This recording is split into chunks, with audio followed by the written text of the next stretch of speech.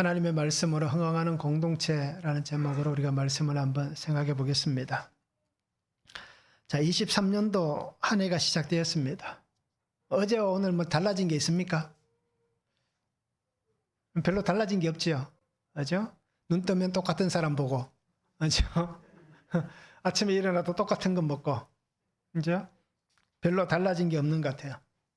그런데 시간적으로 보면 새로운 시작입니다. 그래서 올해를 계면년이라고 하잖아요. 그래서 토끼띠인데 뭐 검은 토끼띠라고 얘기합니다. 흑토끼 해다라고 얘기합니다. 뭐 그렇게 참 잘 짓는 것 같아요, 사람들이. 그죠? 무슨 해 이렇게 지을 때 보면 그냥 토끼띠면 토끼띠지 뭐 또 검은 토끼라고 얘기해서 뭐 또 한 해가 또 특별한 것 같습니다. 자, 우리가 지나간 시간을 반성을 해야 되고 또 새로운 시간을 기대해야 됩니다. 이것이 우리가 살아가는 삶의 모습일 겁니다. 자, 어떻습니까? 떨어지는 해에 우리의 모든 것을 다 던졌습니까? 떠오르는 해 위에 우리의 새로운 것을 담았습니까? 아마 그저 떨어지는 해도 못 봤고 그저 떠오르는 해도 못 봤을 겁니다. 단지 오늘 카톡에 정지모 집사님, 권태훈 집사님이 올려놓은 그 해 뜨는 것만 보았을 겁니다. 자, 그렇게 오늘 우리가 주의 은혜 안에서 한 해를 시작할 때에 날마다 새로운 마음을 가지고 새롭게 출발했으면 좋겠습니다. 근데 우리가 항상 하는 말이 있잖아요. 작심삼일. 그죠? 그런 한 해가 되지 않았으면 좋겠습니다. 그래서 큐티도 하면 꾸준히 하게 할 수 있습니다. 제가 해보니까 처음에 힘듭니다. 당연히 힘들어요. 저도 해보니까 힘들어요. 그래서 또 급하면 그죠? 빼먹고 갈 수도 있어요. 그런데 해보니까요. 빼먹으면 안 되지. 어떻게든 해야지. 그래서 아침에 못하면 저녁에 하고 낮에 하고. 근데 요즘은 거의 99.9%는 아침에 합니다. 그러기에 우리 성도님들도 매일매일 말씀을 묵상해 보시면 좋을 것 같습니다. 그래서 제가 염려되는 게 우리 거기 카톡방에다 올려놓는 그걸 참 없애야 되는데 그래야 하실 텐데 그걸 없애지 않으니까 그죠? 그것만 보시는 것 같아요. 그래서 우리가 매일 보시는 말씀들 읽어보시고요. 또 뒤에 보면 이렇게 설명도 되어져 있고 하니까 그걸 읽어보시면서 하면 좋을 것 같습니다. 그래서 매일 말씀을 우리가 잘 묵상했으면 좋겠습니다. 참 올해는 특별한 것 같습니다. 그죠? 1월 1일이 신년주일이라서 그죠? 첫 시간을 하나님 앞에 예배하면서 시작하는 것들이 어떻게 보면 참 특별한 것 같습니다. 그러기에 오늘 우리가 한 해를 더 기대할 수 있기도 하고요. 또 하나님께서 우리에게 보여주실 은혜들을 우리가 바라보며 기대하며 그렇게 살았으면 좋겠습니다. 그래서 하나님의 말씀으로 흥황하는 공동체라고 우리가 이렇게 표를 잡은 것은 작년에 하나님의 거룩을 닮은 성도였잖아요. 그죠? 하나님의 거룩을 닮았으니까 올해는 하나님의 그 말씀으로 자라가는 겁니다. 성장해 가는 겁니다. 그래서 우리가 이렇게 우리 스스로가 날마다 하나님 앞에 성장해 갈 수 있는 그런 시간들이 됐으면 좋겠고 가장 중요한 것은 우리의 삶의 우선순위를 어디 두느냐. 그죠? 가장 중요한 것이 뭐냐라는 것입니다. 그래서 하나님 중심, 말씀 중심, 그리고 또 교회 중심. 그렇게 우리가 우선순위를 그곳에 두고 그렇게 살아가는 삶의 시간이 되면 좋겠습니다. 그래서 올해는 어떤 일이 있어도 나는 하나님보다는 앞서지 않겠다. 그죠? 말씀보다 앞서지 않고 기도보다 앞서지 않겠다. 하나님보다 내가 먼저 가지 않겠다. 하나님 앞에 묻고 하나님 뜻을 붙잡고 하나님과 함께 그렇게 걸어가겠다. 라고 우리가 결단하시고 그렇게 기도하시기를 바랍니다. 그래서 하나님께서 우리에게 보여주시는 그 은혜를 따라서 우선순위를 두고 그렇게 하나님만 붙잡고 갈 수 있는 우리 모든 삶의 모습들이 될 수 있기를 주님의 이름으로 축원합니다. 자, 오늘 말씀을 보면 한 절입니다. 그런데 12장에 나와 있는 얘기를 빼놓고는 얘기할 수 없잖아요. 그래서 사도행전 전체를 빼놓고도 얘기할 수 없습니다. 그래서 가장 먼저는 이 12장에 있는 모습들을 우리가 한번 보시기 바랍니다. 교회에 여러 가지 일들이 일어납니다. 그죠? 복음이 전해지고 또 사람들이 예수님을 만나고 또 교회 안에 어려움도 생겨납니다. 가장 큰 어려움은 어떤 어려움입니까? 요한의 형제 야고보가 순교하는 겁니다. 그래서 예수님의 제자 중에 어떻게 보면 순교자잖아요. 첫 순교자입니다. 그래서 이 야고보가 순교하는 일이 생겨나고, 또 야고보의 순교를 통해서 헤롯은 어떻게 됩니까? 사람들이 좋아하니까 그게 덩달아서 또 가장 큰 제자로 표현하기 그렇지만 첫 번째 제자인 베드로를 어떻게 합니까? 또 감옥에 가둡니다. 자, 그런데 이러한 상황에서 교회가 어려움 속에서 하는 게 뭡니까? 오늘 성경의 12장에 보면 성도들이 마가의 다락방에서 모여 기도하고 있었다라고 얘기합니다. 교회가 어렵고 또 사도가 감옥에 갇히고 또 복음에 이러한 어려움이 생겨났을 때에 성도들이 할 수 있는 것, 가장 첫 번째가 뭐냐? 바로 기도하는 것입니다. 즉 하나님을 붙잡는 것입니다. 그리고 오늘 우리가 살아가면서 정말 하나님을 잘 붙잡고 갈 수 있는 우리 성도님들이 되면 참 좋겠습니다.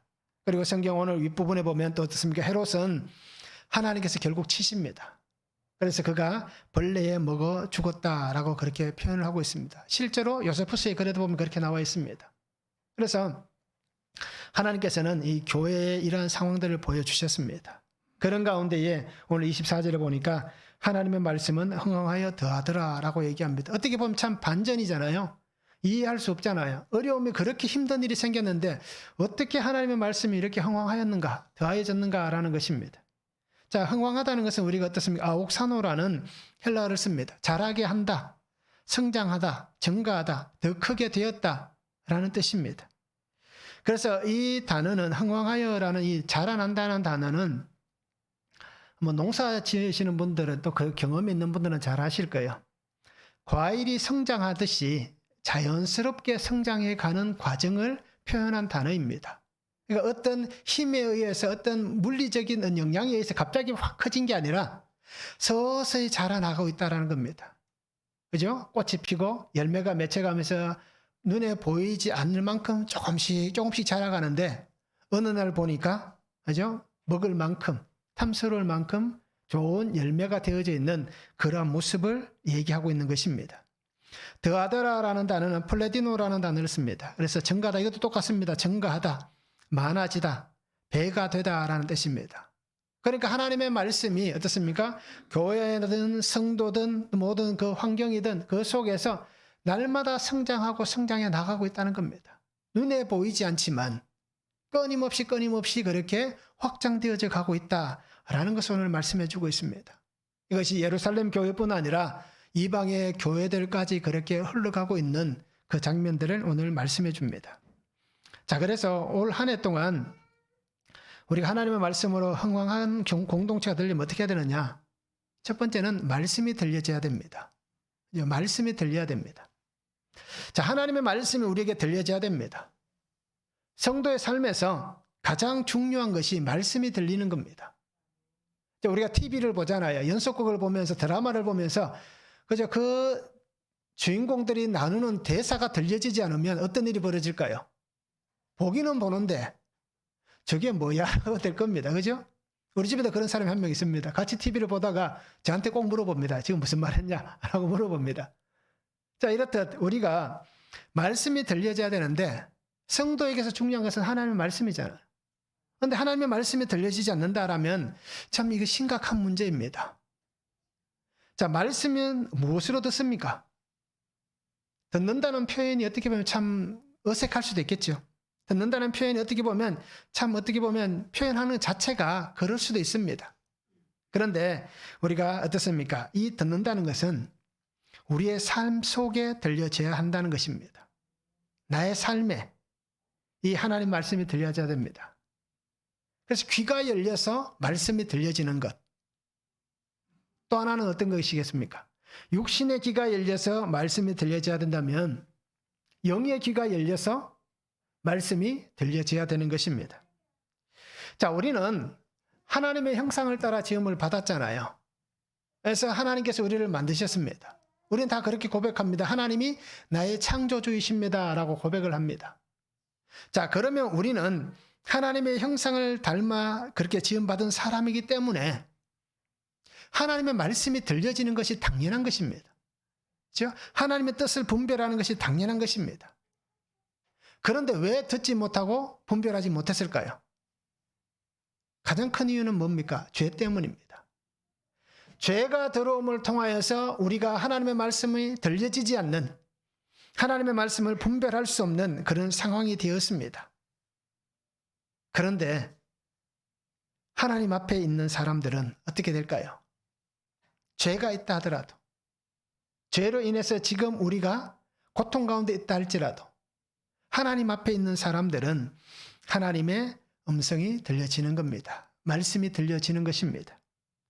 그 예로 우리가 모세를 많이 얘기하잖아요. 모세는 어떤 사람입니까? 하나님과 대면하여 보았던 사람이다라고 얘기합니다. 출애굽기 33장 11절에 보면 사람이 자기의 친구와 얘기함 같이 여호와께서는 모세와 대면하여 말씀하시며, 또 신명기 34장 10절에도 보면 그 후에는 이스라엘에 모세와 같은 선지자가 일어나지 못하였나니 모세는 여호와께서 대면하여 아시던 자요라고 얘기합니다. 자, 모세가 특별하겠죠. 그죠? 우리보다는 특별하겠지요. 그런데 그가 정말 우리와 다를까요? 똑같은 성정을 가졌잖아요. 야고보서의 말씀을 보면. 자, 그런데 이 모세는 하나님과 대면하여 보았다라고 얘기할 만큼 하나님의 말씀이 들렸고 하나님과 함께 대화를 나누었던 사람입니다.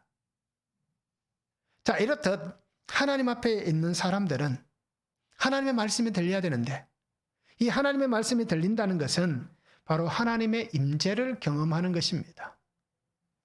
모세가 처음 하나님을 경험한 곳이 어디입니까? 시내산이잖아요. 출애굽기 3장에 나와 있습니다. 호렙산에서 하나님을 처음 만났습니다. 그곳에서 모세는 하나님의 임재를 경험합니다. 그리고는 그의 평생 어떻습니까? 40년 동안 자기에게 맡겨진 그 사명의 길을 걸어가면서 그 평생을 하나님과 함께 동행하는 하나님의 임재 가운데 있는 그러한 삶을 살아갔던 사람입니다. 하나님의 안에 살아가는 이 삶이, 그죠? 우리가 하나님 안에 살아가는 우리의 삶이 매일매일 하나님의 임재가 있는, 하나님이 나를 찾아와 주신, 내가 하나님을 찾아간 게 아니라 하나님이 나를 찾아와 주신 그 은혜의 경험으로 살아가는 삶이 되어야 하는 것입니다. 그리고 그 경험은 한 번으로 끝나는 게 아닙니다. 우리가 하나님의 품에 안기는 그날까지, 우리의 인생이 40년, 50년, 100년 그 사는 시간 동안 끊임없이 하나님을 경험하며 살아가는 삶이 되어야 하는데, 그것이 바로 하나님의 말씀이 들려지는 삶이다라는 것입니다. 사도행전 9장 4절에 보면 땅이 엎드려져 들음에 소리가 있어 이르시되 사울아 사울아 내가 어찌하여 나를 박해하느냐 하시거늘이라고 말씀합니다. 자, 사울에게 들려졌던 하나님의 음성입니다. 자, 우리가 알듯이 바울은 가말리엘 문화에 속한 사람이잖아요. 바리새인 중에 바리새인이고 로마 시민권을 가진 사람입니다. 그러니까 이 사람은 우리가 상상할 수 없을 만큼 뛰어난 사람입니다. 성경을 다 암송하는 사람입니다. 그러기에 어떻습니까? 하나님 앞에서 어떻게 보면 우리보다 더 하나님과 가까이 있고, 그죠? 하나님 만나고 하나님과 정말 친밀한 관계를 가진 사람이라고 생각할 수 있잖아요. 그런데 실상은 어떻습니까? 하나님을 알지 못하는 사람. 그렇게 학문을 익히면서까지 하나님을 알려고 했지만 그는 하나님을 알지 못한 겁니다. 이렇듯 우리도 마찬가지입니다. 결국 오늘 우리 성도님들이 말씀이 들려져야 되는 것입니다. 오늘 내게 정말 말씀이 들리는가? 우리가 깊이 있게 고민해 보시고 묵상해 보시기 바랍니다. 이 말씀이 들려지는 것은 어떤 겁니까? 하나님이 들려져야 되는 겁니다. 구속의 주님이, 구속사의 주님이 내게 보여져야 되는 것입니다. 우리가 성경을 읽으면서, 그죠? 성경 창세기부터 요한계시록까지 읽으면서 그 말씀 안에서 예수님을 찾아내지 못한다면, 예수님을 보지 못한다면 그냥 우리는 어떤 문학적인 글만 읽고 있다라고 표현할 수도 있을 겁니다. 창세기부터 요한계시록까지 나와 있는 그 말씀의 중심은 예수 그리스도이시고 그 구속의 약속이 그 말씀 속에 흘러가고 있습니다.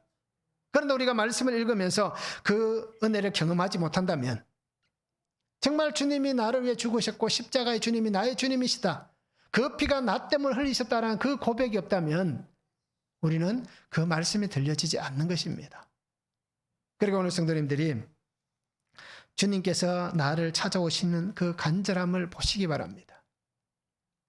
내가 한탄하는 게 아니라, 내가 탄식하는 게 아니라 주님이 나를 보시며 탄식하시고 한탄하고 계십니다. 그리고 우리는 주님 앞에 나오시기 바랍니다. 그 은혜의 부르심 앞에 나와서 주의 음성이 들리는 그런 삶을 살았으면 좋겠습니다.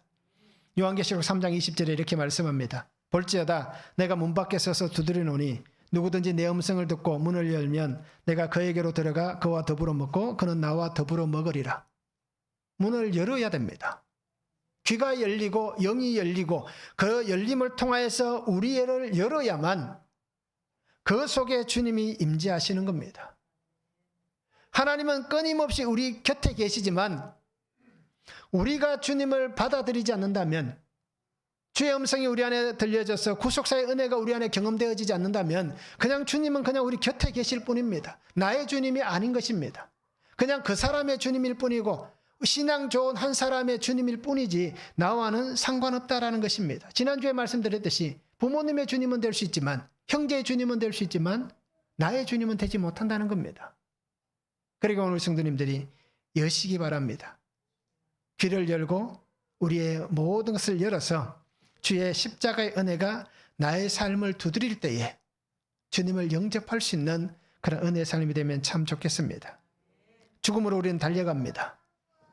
죽음으로 달려가는 나의 발걸음을 멈추기 위해서는 그 죄의 죽음으로 멸망당할 나의 삶을 살리기 위해서는 오직 주님밖에 없습니다.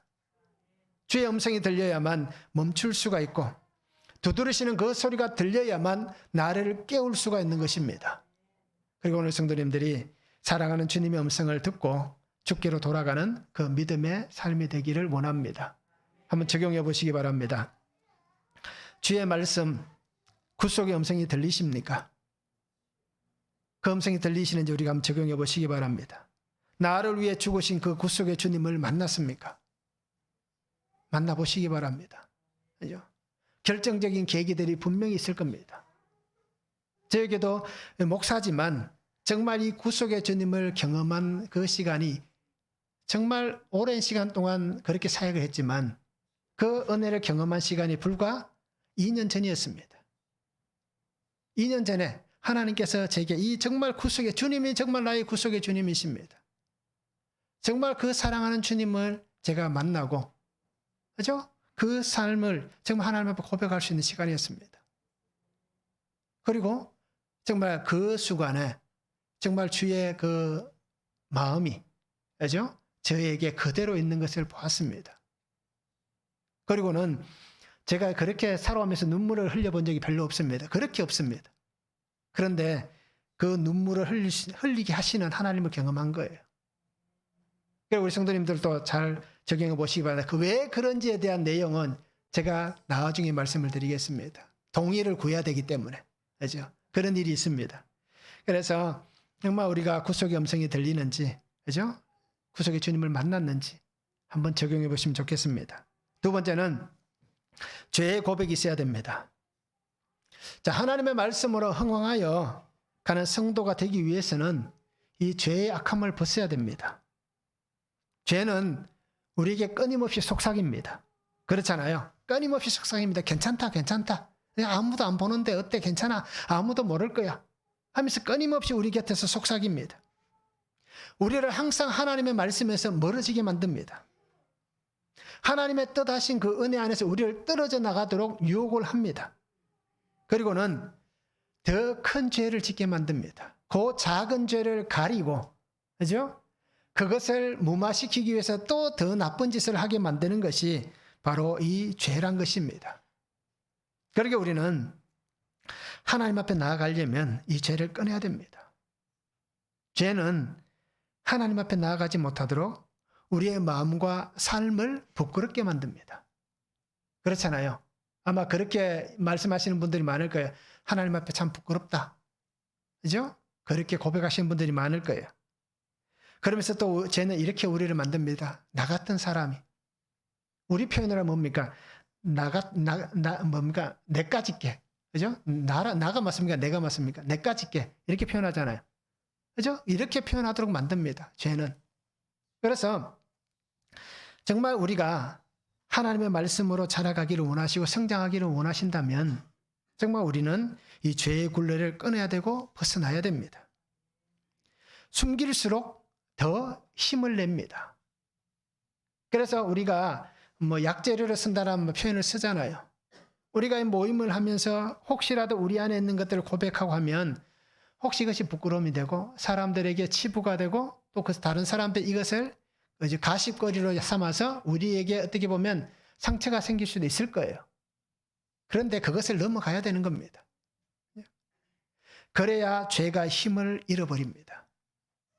그래야 우리가 똑같은 실수를 범하지 않는 것입니다. 하나님의 말씀이 들려지면 이것에 대해서 전혀 개의치 않게 됩니다. 왜요? 하나님 앞에서 다 이미 해결된 그 문제를 사람들이 안들 무슨 상관이 있겠습니까? 그리고 오늘 성도님들이 하나님의 말씀이 들려지면 우리도 이렇게 고백하시기 바랍니다. 사도행전 2장 37절에 보면 그들이 이 말을 듣고 마음에 찔려 베드로와 다른 사도들에게 물어 이르되 형제들아 우리가 어찌할꼬? 이런 탄식이 나오게 되어 있습니다. 숨기는 것이 아니라 그냥 탄식할 수밖에 없습니다. 그 죄 때문에 내가 죽게 되었는데 사람들이 안들 그게 무슨 상관이겠습니까? 내가 이 죄로 죽을 인생인데 내가 할 수 있는 것이 아무것도 없는데 하나님이 나를 살려주신다고 말씀하실 때에 그 죄가 드러난들 그게 우리에게 어떤 의미가 있겠습니까? 아무 상관이 없는 겁니다. 그리고 오늘 성도님들이 죄를 하나님 앞에 다 고백하시기 바랍니다. 다윗은 우리에게 이렇게 보여주잖아요. 사무엘하 12장 13절에 보면 다윗이 나단에게 이르되 내가 여호와께 죄를 범하였노라 하매 나단이 다윗에게 말하되 여호와께서도 당신의 죄를 사하셨나니 당신이 죽지 아니하려니와 라고 말씀합니다. 다윗의 죄는 무엇입니까? 밧세바를 취했잖아요. 남편에 있는 아내를 자기가 강제적으로 취했습니다. 자, 그리고는 어떤 일을 합니까? 그의 남편인 우리아를 전쟁터에서 제일 앞에 내보내고 군사들이 빠지게 만드는, 그래서 암몬 자손의 칼에 이 우리아를 죽게 만들었습니다. 그러니까 이 다윗이 지은 죄는 지금 몇 가지가 됩니다. 그 죄가 드러난 겁니다. 그래서 나단 선지자가 하나님의 말씀을 전할 때에 다윗은 고백하잖아요. 내가 죄를 범하였습니다. 죄를 고백하는 순간 어떤 일이 벌어졌습니까? 하나님이 그것을 움켜쥐고 있는 게 아니라 그 죄에 대해서 용서를 선포하신 거예요. 우리가 죄를 씻을 수 있는 방법은 다른 게 없습니다. 말씀밖에 없습니다. 하나님밖에 없습니다. 그러니까 오늘 우리 성도님들이 말씀 안에서 우리의 죄를 고백할 수 있기를 원합니다. 죄로 인해 죽을 인생을 말씀으로 살려주시는 하나님 앞에 나아가시기 바랍니다. 내 죄로 인해서 내가 죽습니다. 그것은 당연합니다. 내 죄로 인해서 죽는 것은 당연한 것입니다. 그런데 하나님 어떻게 하셨습니까? 내 죄로 인해서 죽을 나를, 그죠? 다른 피를 통하여서 죄를 용서해 주신 겁니다. 그리고 오늘 성도님들이 우리의 죄를 자복하고 죄의 악을 끊어내고 말씀으로 변화되어지고 거듭난 그러한 하나님의 자녀가 된 삶을 살아가시기 바랍니다. 그래서 우리도 바울같이 이렇게 고백했으면 좋겠습니다. 디모데전서 1장 15절에 말씀하잖아요. 죄인 중에 내가 괴순이라 라고 고백하잖아요. 이 상황은 어떤 상황입니까? 다윗은 오랜 시간 동안 복음을 전하면서 하나님 앞에 자기의 삶을 다 내어놓았습니다. 그러면 이렇게 고백하지 않아도 됩니다. 그런데 어떻게 합니까? 성도들 앞에서, 디모데 앞에서 내가 죄인 중에 괴수다 라고 고백을 하고 있는 겁니다. 오늘 우리의 죄는 무엇입니까? 제가 곰곰이 생각해 봤습니다. 2022년도 내가 지나오면서 어떤 죄를 지었는가 라고 생각해 보니까요. 가장 큰 죄가 보니까 다른 것은 제가 가끔씩 말씀을 드렸으니까 다 빼고 그냥 몇 가지를 보니까요. 영적 게으름이 있는 죄를 지었더라고요. 정말 영적으로 게으른 그런 죄를 지어왔습니다. 기도한다고 해놓고 기도도 제대로 안 하고, 그죠? 말씀을 묵상하고 큐티는 하지만 그것만 하고 땡치고 다른 것은 하지 않고, 그리고 영적으로 늘 게으르게 지나왔던 그 모습을 보았습니다. 그 여전히 보니까 세상 사는 사람들과 똑같은 생각을 갖고 있더라고요. 세상의 가치와 기준으로 살아가고 있는, 좀 더 편안하면 좋겠고 좀 더 여유로웠으면 좋겠고 좀 더 잘 됐으면 좋겠고 하는 이러한 모습들이 있더라고요. 또 한 가지는 보니까 뭐 교만은 뭐 말로 할 수도 없고요. 뭐 저를 보면서 야 겸손하다라고 말씀하시는데 그렇게 말씀 안 하셔도 됩니다. 교만하고 거만한 인생입니다. 그리고 뭐 한 번은 제가 말씀을 드려야 될 것 같아서 이제 교회에서 뭐 지금 우리 성도님들 그대로 이제 다들 나오시지만 재작년이었죠, 그죠? 우리 한고사님 가정이 이렇게 빠져나갈 때에 제가 그때 가졌던 마음이 그래서 하나님 앞에 회개를 참 많이 했습니다. 뭐냐면 성도가 한 가정이 빠져나가고 그러면 예배가 우선이 아니라 하나님 교회 재정은 어떻게 해요? 라고 하는 그 마음이 제일 먼저 들었습니다. 그래서 참 그것 때문에 하나님 앞에 회개를 많이 했습니다. 그죠? 참 내가 목사지만 또 하나님 앞에서 말씀으로 살아간다고 하고 하나님을 믿는다고 하면서 이렇게 그런 부분들이 먼저 생각이 되고 먼저 떠오른다는 것 자체가 참 어떻게 아직 나도 멀었구나. 더 하나님 앞에서 말씀으로 연단해야 되겠구나라는 것을 깨닫게 되었습니다. 그래서 하나님 앞에서 지나온 이러한 거짓과 윗선의 모습, 그죠? 괜찮다라고 얘기하면서 이제 속으로는 괜찮지 않은 그런 거짓과 윗선의 모습이 있는 것을 보았습니다. 그래서 이러한 죄악들을 하나님 앞에서 이 말씀을 준비하면서도 뭐 계속 고백하고 있지만 그렇게 드러날 수밖에 없는 것을 봅니다. 그래서 우리 성도님들도 한번 적용해 보시기 바랍니다. 나는 죄인이다라는 것을 인정하십니까? 내가 죄로 인해서 죽을 인생이다 라는 것을 인정하십니까? 그러면 내가 고백하고 내가 잘라내야 될 죄는 무엇입니까? 남편에게, 아내에게, 자녀들에게, 또 형제들에게, 성도들에게, 또 하나님에게 우리가 고백하고 잘라내야 될 죄가 무엇인지 한번 적용해 보시기 바랍니다. 그래서 정말 그러한 잘못된 것들이 있다면 미안합니다. 그때 그러니까 그냥 미안합니다라고 얘기하지 말고 그때 이런 일로 인해서 정말 미안했습니다 라고 얘기할 수 있는 그런 우리가 되면 좋겠습니다. 그렇게 한번 적용해 보시기 바랍니다. 자, 세 번째는 말씀에 양육이 있어야 됩니다. 자, 하나님의 말씀으로 양육을 받아야 됩니다. 자라가려면 양육이 필요합니다. 자, 나무가 자라고 열매 맺기 위해서는 어떻습니까? 충분한 영양분을 공급해 줘야 됩니다. 그런데 영양분이 공급되지 않으면 나무가 뿌리를 내릴 수가 없잖아요. 그리고 자라갈 수가 없습니다. 자, 그래서 뿌리를 깊이 내릴 수 있도록 나무를 튼튼하게 자랄 수 있도록 열매를 잘 맺을 수 있도록 만들어주는 것이 바로 양육입니다. 훈련입니다. 좋은 토양을 만들어줘야 됩니다. 그리고 물을 넉넉히 줘야 됩니다. 그리고 필요 없는 가지는 어떻게 해야 됩니까? 다 가지치기해서 잘라내야 됩니다. 그래야만 좋은 열매를 맺을 수가 있습니다. 나무가 잘 자라고 최고의 좋은 열매를 맺기 위해서는 이러한 수고의 시간을 우리가 아끼지 않아야 됩니다. 그래서 예수님도 3년 동안 제자들을 양육하셨잖아요. 그러기에 오늘 우리가 주님 앞에 나와 말씀으로 살아가는 성도들이 우리도 훈련을 받아야 되고 양육을 받아야 됩니다. 그러기에 올 한 해 동안 우리가 이러한 말씀으로 훈련받는 양육받는 시간들을 우리가 꼭 가질 수 있기를 바랍니다. 자, 예수님은 산상수훈을 통해서 특별하게 또 양육해 주셨고요. 또 오병이어의 기적을 통해서 어떻게 합니까? 또 양식을 통하여서 양육을 해 주셨습니다. 그리고 하나님은 양육 훈련할 때에 말씀과 그의 삶에 필요한 것들을 함께 공급하시면서 하나님의 사람들을 훈련시키시고 양육해 가신 것입니다. 자, 우리가 가장 가까운 예로 바울을 우리가 잘 보시기 바랍니다. 우리가 고린도전서들을 보았기 때문에 후서를 보았잖아요. 그렇기 때문에 압니다. 고린도에서 바울이 행했던 것을 보시기 바랍니다. 사도행전 18장 11절에 보면 1년 6개월을 머물며 그들 가운데서 하나님의 말씀을 가르치니라 라고 얘기합니다. 또 에베소에서 두란노 소원이라고 우리가 많이들 얘기하잖아요. 에베소에서 사도행전 19장 10절에도 보면 2해 동안 이같이 하니 아시아에 사는 자는 유대인이나 헬라인이나 다 주의 말씀을 듣더라. 그 바울은 성도들을 예수님 같이 그렇게 양육을 한 겁니다. 그래서 저들이 혼자 서 있어도, 그죠? 그 나무가 쓰러지지 않고 굳건하게 자기의 자리를 지키고 어떤 환경 속에서든지, 그죠? 열매를 맺을 수 있도록 그렇게 하나님이 만들어 가시는 겁니다.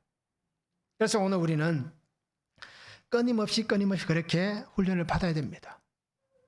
바울도 얘기했습니다. 나는 그리스도의 장성한 분량까지 자라간다라고 얘기했습니다. 따지고 보면 우리는 바울의 영성을 따라갈 수가 없잖아요. 그런 바울조차도 어떻게 합니까? 내가 그리스도의 장성한 분량까지 나아간다라고 얘기합니다. 그런데 우리는 어떻게 합니까? 이 정도 했으면 됐지. 내가 교회를 이렇게 다니면서 그래도 성경 한 번 읽었으면 됐지. 누구는 백독을 읽었다고 얘기하는데 나는 한 번 읽었으면 됐지. 이것은 우리의 자만입니다. 그러기에 날마다 우리가 하나님의 말씀 안에서 훈련받을 수 있기를 원합니다. 디모데후서 3장 14절에 말씀합니다. 너는 배우고 확신한 일에 거하라. 배워야 되고 익혀야 됩니다. 그러기 위해서 우리 성도님들이 정말 하나님 앞에서 내가 내어놓아야 될 게, 희생해야 될 게 뭔가. 하나님 시간이 없는데요. 그죠? 하나님 형편이 안 되는데요. 이것은 다 핑계일 뿐입니다.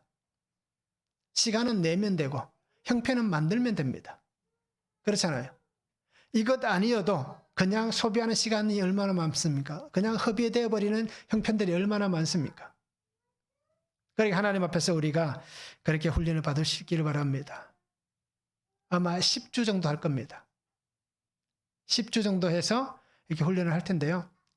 그래서 우리 성도님들이 참여했으면 좋겠습니다. 남자 반, 여자 반 따라가겠습니다. 같이 할 수가 없습니다. 같이 하면 입을 닫을 수가 있기 때문에. 그래서 남자 반, 여자 반 따라가겠습니다. 그래서 우리 성도님들이 시작할 때에 꼭 참여해서 그렇게 우리가 함께 훈련을 받았으면 좋겠습니다. 그리고 앞으로 교회 직분자를 세워갈 때도 이 훈련을 받은 사람들이 세워질 겁니다. 그러기에 내가 꼭 직분을 받기 위해서 그렇게 해야 된다라고는 하지 마시고, 이제 그러면 참 치사하잖아요. 그러니까 하나님의 말씀을 통해서 내가 더 성장하고 자라가기 위해서 내가 이렇게 양육을 받습니다. 라는 이 고백으로 우리가 함께 그렇게 나갔으면 좋겠습니다. 자, 말씀 한번 적용해 보시기 바랍니다. 하나님의 말씀으로 양육받기 위해서 내가 수고하고 희생해야 될 것은 무엇입니까? 내가 무엇을 수고해야 되고 내가 무엇을 희생해야겠습니까? 우리가 삶이 어떻습니까? 굉장히 바쁘잖아요. 그죠? 사람들이 굉장히 어려운 시간들을 보내고 있습니다. 그런데 그 또 시간을 낸다는 게 참 어떻게 보면 힘든다는 거 잘 압니다. 그럼에도 내가 정말 희생하고 수고해서 하나님 말씀으로 자라가기 위해서, 내가 양육받기 위해서 어떻게 수고하고 희생할 것인가, 미리 우리가 한번 적용해 보시면 좋겠습니다. 자, 네 번째는 말씀의 확산이 일어납니다. 오늘 말씀을 잘 보시기 바라면 자라난다라고 얘기합니다. 성장하며 더하여진다라고 얘기하고 있습니다.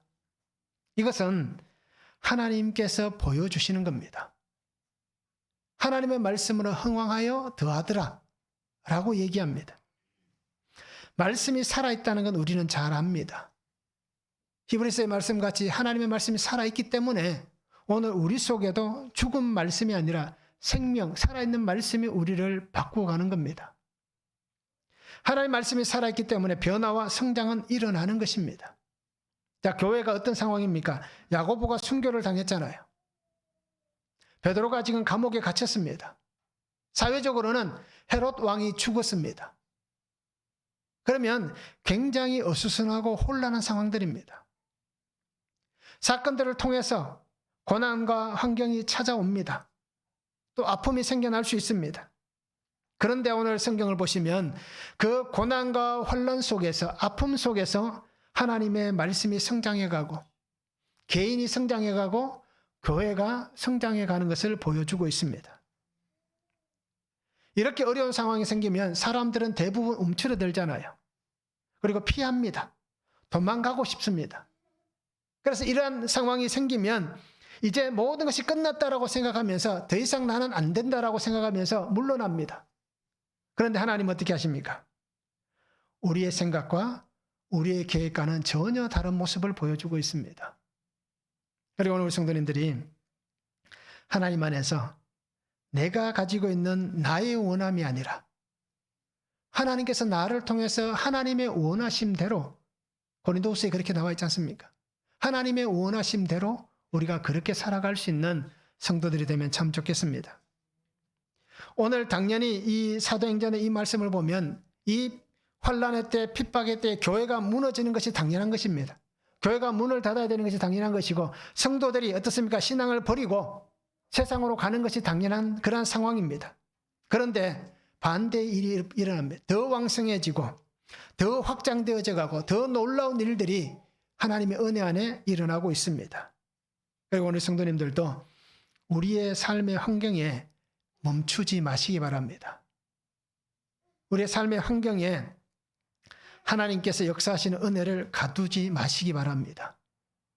오직 주께서 우리에게 주시는 말씀을 잘 붙잡고 오늘 나를 사용하시기를 원하시는 하나님 앞에서 우리가 복음의 아름다운 정인된 삶을 살아가며 우리 스스로를 내어드릴 수 있는 그런 삶이 되면 참 좋겠습니다. 하나님의 일은 나의 일과는 분명히 다르다고 얘기했습니다. 누가복음 10장 16절에 보면 너희 말을 듣는 자는 곧 내 말을 듣는 것이요 너희를 저버리는 자는 곧 나를 저버리는 것이요 나를 저버리는 자는 나 보내신 이를 저버리는 것이라 라고 말씀합니다. 그러니까 우리 생각으로는 이제 움츠러들고 이렇게 모아져야 되잖아요. 그런데 하나님은 반대란 겁니다. 그럼 우리 성도님들이 정말 주님 앞에서 이렇게 하나님 보내신 그 뜻을 잘 순종할 수 있는 삶이 되면 좋겠습니다. 디모데전서 4장 16절에도 말씀합니다. 내가 내 자신과 가르침을 살펴 이 일을 계속하라. 이것을 행함으로 내 자신과 내게 듣는 자를 구원하리라 라고 말씀합니다.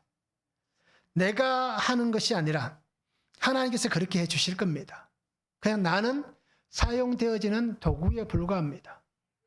그래서 하나님께서는 나를 사용하셔서 어떻습니까? 내게 듣는 자, 저 가르침을 받는 자, 그 모든 사람들을 하나님은 구원해 주시겠다라고 그렇게 약속해 주시고 있습니다. 디모데후서 4장 2절에도 말씀합니다. 너는 말씀을 전파하라. 때를 얻든지 못 얻든지 항상 힘써라. 범사의 오래 참음과 가르침으로 경책하며 경계하며 권하라 라고 말씀합니다. 이것이 오늘 우리가 해야 될 일들입니다. 권하는 것입니다. 그 다음 일은 누가 하십니까? 하나님이 하시는 겁니다. 이것마저도 안 하면 안 되는 겁니다. 그냥 우리는 때를 얻든지 못 얻든지 그냥 권하면 됩니다. 예수 믿으세요. 주님이 당신을 위해 죽으셨습니다.